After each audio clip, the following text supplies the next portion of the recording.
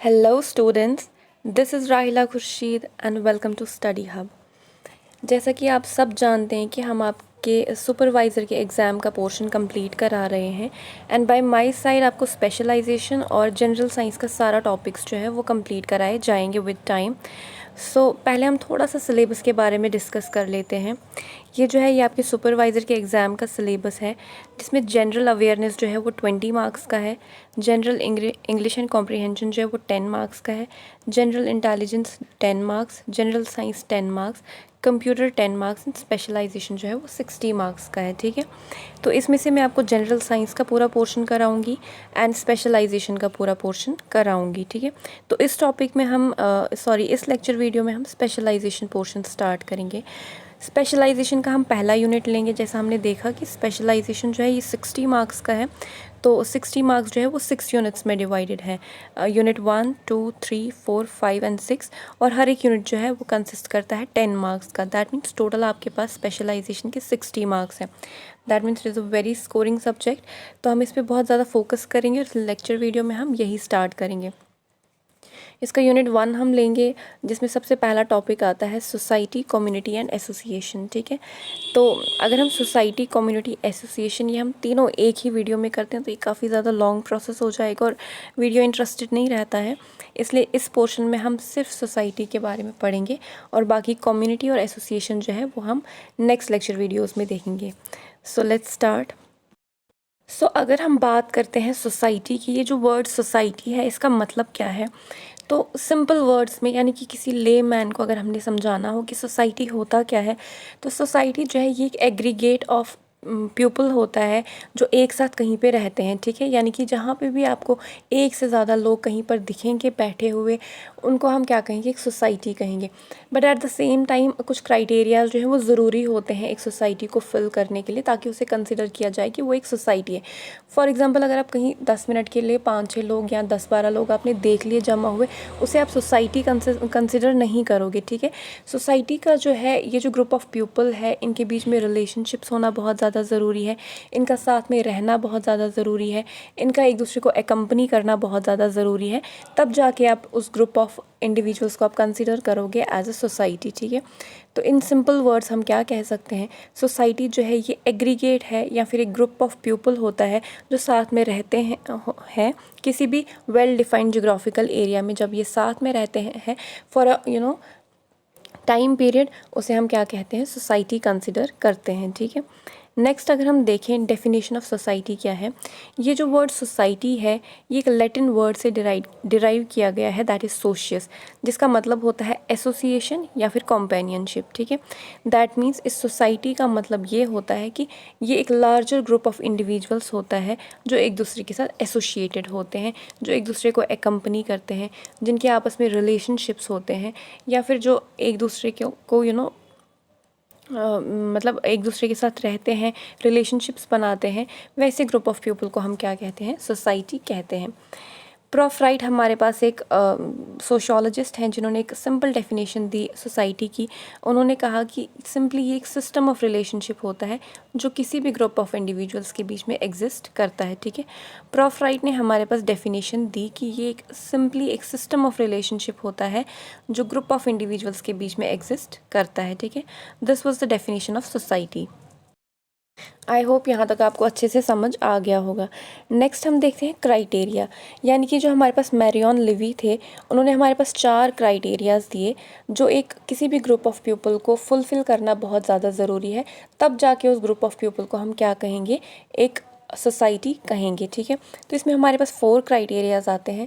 सबसे पहला क्राइटेरिया है कि जो एक सोसाइटी है उसका जो लाइफ स्पैन है वो लॉन्गर होना चाहिए than that of an individual. ठीक है, यानी कि एक इंडिविजुअल का लाइफ स्पैन कितना होता है, 60, 70 या 100 ईयर्स, उस लाइफ स्पैन से ज़्यादा एक सोसाइटी का लाइफ स्पैन होना चाहिए। यानी कि 200-300 ईयर से अगर कोई सोसाइटी एग्जिस्टेंस में है तो उसे हम क्या कंसिडर करेंगे, एक सोसाइटी कंसिडर करेंगे। ठीक है, नेक्स्ट क्राइटेरिया ये है कि ये जो सोसाइटी है इसे by the means of sexual reproduction इसमें पीपल ऐड ऑन होते जाने चाहिए। ठीक है, लोगों का एडिशन इस सोसाइटी में होते जाना चाहिए, यानी कि कोई फिक्स नंबर नहीं है, इंक्रीज़ होता रहता है सोसाइटी का, जो ग्रुप ऑफ पीपल होता है उसमें इंक्रीज़ आता रहता है। ठीक है, है। इनका जनरल सिस्टम ऑफ एक्शन होता है, that means basic beliefs, basic interest, basic goals जो होते हैं इस सोसाइटी के होते हैं, ठीक है। और ये जो एक्सेप्ट करते हैं इंडिविजुअल, इस सोसाइटी में रहने वाले इंडिविजुअल्स जो हैं, जब इस एक्शन सिस्टम को एक्सेप्ट करते हैं तो वो उनके लिए सेल्फ सफिशिएंट होना चाहिए, ठीक है। I hope understanding. नेक्स्ट आता है हमारे पास फीचर्स ऑफ सोसाइटी, ठीक है। एक सोसाइटी जो है उसके क्या क्या फीचर्स होते हैं।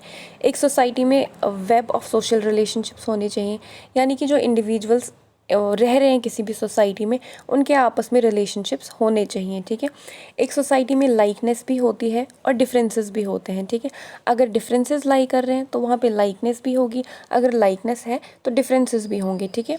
ये जो इंडिविजुअल्स इस सोसाइटी में, किसी भी सोसाइटी में रहते हैं, वो आपस में इंटरडिपेंडेंट होने चाहिए, ठीक है। एक दूसरे के ऊपर डिपेंडेंट होने चाहिए, इनके बीच में कोऑपरेशन होना चाहिए, और ये जो ऑर्गेनिजम्स हैं ये एग्रीगेट करके एक सोसाइटी की फॉर्मेशन करते हैं। This was the features of society, ठीक है। नेक्स्ट हमारे पास आता है टाइप्स ऑफ सोसाइटी। हमारे पास बहुत सारे टाइप्स के सोसाइटीज़ आते हैं, बट मेन हमारे पास यही 6-7 हैं जो मैंने यहाँ पे एनलिस्ट किए हुए हैं, और इनके नाम से हमें पता चल रहा है कि ये किस टाइप की सोसाइटी है। सबसे पहले हमारे पास ट्राइबल सोसाइटी आती है, agrarian society, industrial society, post industrial society, modern society, risk society, and last is rural and urban society, ठीक है।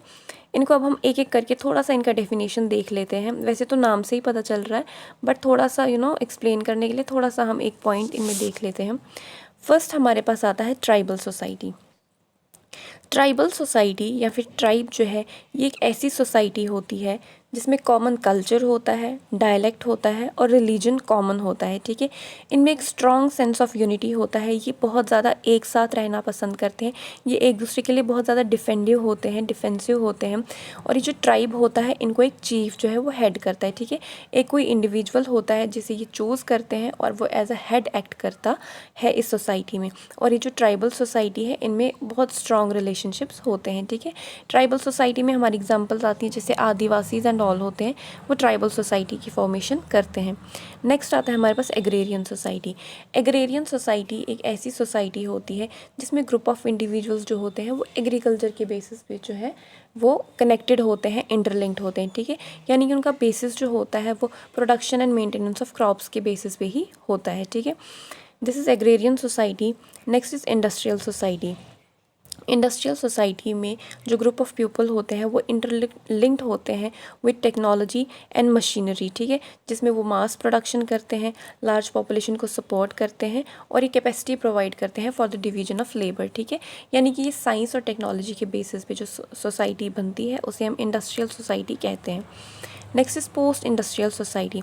पोस्ट इंडस्ट्रियल सोसाइटी में हमारे पास न्यू साइंस बेस्ड इंडस्ट्रीज़ जो होती हैं, इसमें वो होता है।